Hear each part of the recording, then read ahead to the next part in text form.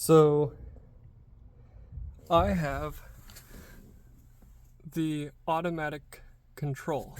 So if you look, you can see how this is 65 to 85 on your temperature control instead of like low, medium, high, or cold, warm, hot. And then the main thing is the auto right here, right? That'll tell you that you have an automatic temperature control, as well as the sensor in here, because it's got to take a reading of the cab.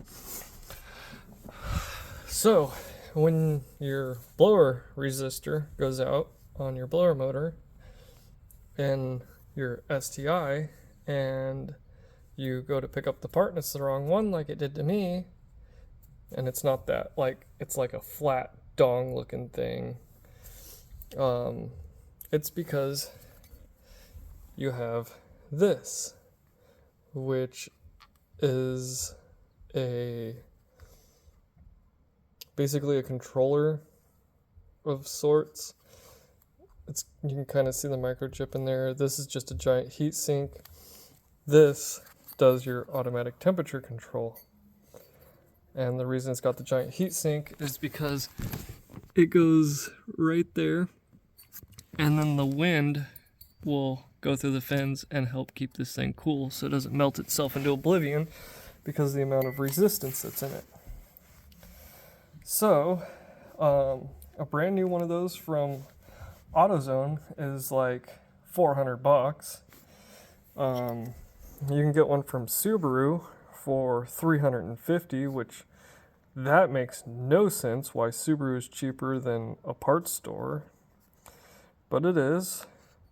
Or you can roll the dice like I did and get yourself a Chinese version from Parts Geek. And I mean, I cannot tell the difference other than these tongs up here are silver and these are brass.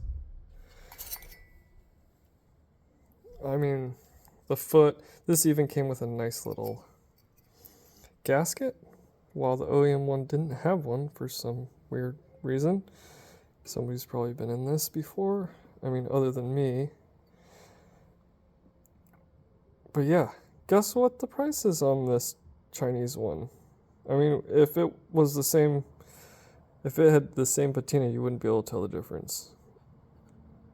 Other than that little bump right there. It's flat on the OEM one, while the aftermarket one has that bump. But other than that, it's pretty freaking similar, which is surprising when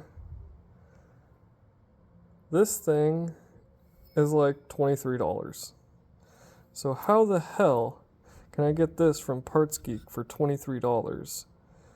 But in order to get it from AutoZone, it's $400.